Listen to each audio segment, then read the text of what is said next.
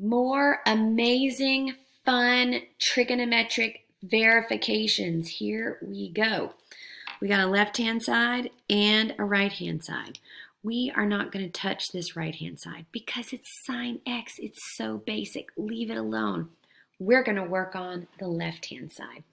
Remember, we can only make substitutions. We can only factor. We cannot change the value of either side. So the first thing I'm going to do is I'm going to make a substitution for this cosine squared. This cosine squared, so 1 minus, and then what is cosine squared? Remember your Pythagorean identity. I'll write it right up here. Sine squared x plus cosine squared x equals 1. So if I want to plug in something for cosine, how about I take that sine squared to the other side? So cosine squared equals 1 minus sine squared x. That is a substitution I can make. So minus 1 minus sine squared x over 1 plus sine x. Now why did I just do that? Because this side is written in terms of sine. I'm trying to get this side written in terms of sine. Think about where we're trying to go. We're trying to go from the left to the right. So we want to dump that cosine squared. Now the next thing I see is that this that we just substituted in is the DOTS. It's the difference of two squares. So let's factor it.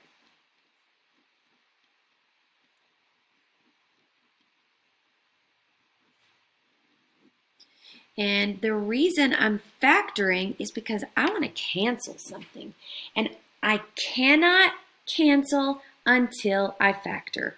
So cancel, cancel, and I'm left with 1 minus sine x.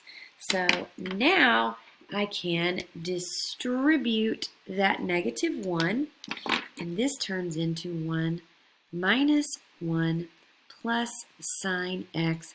1 minus 1 is 0, and sine x. And we are done. We have transformed the left-hand side to become the right-hand side. Let's do it again. There's my equal sign, left side, right side. So once again, the left-hand side this time is all in terms of sine. Let's rewrite the right-hand side.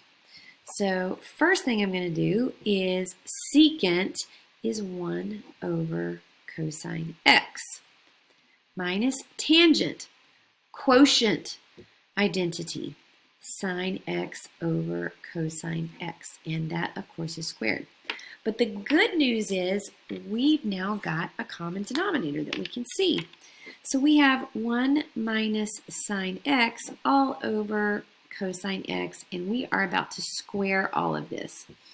So 1 minus sine x times 1 minus sine x over cosine x times cosine x. So in the numerator, we're going to get 1 minus 2 sine x plus sine squared x over cosine squared x. And frankly, I should not even multiply that together because that's going to make more work for us. So I'm going to use my magic tape and I'm going to get rid of that. I'm going to leave it factored and I'll show you why after I make my next substitution. So yes, I'm living dangerously here doing this in ink. So we're going to use that same substitution we used in the last problem right here, which will give us 1 minus sine x over 1 minus sine x, that's the numerator, and then cosine squared is 1 minus sine squared x, and I want to factor it because it is the difference of two squares.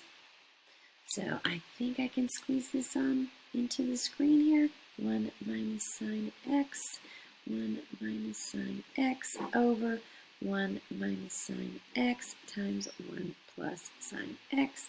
Now that we have factored, we can cancel, and we are left with 1 minus sine x over 1 plus sine x. And that, if I can squeeze it all onto the view there, that's what we want. There it is. There you go. So, don't be alarmed if you feel like you're not getting anywhere. Just either erase it, strike through it, and try something different.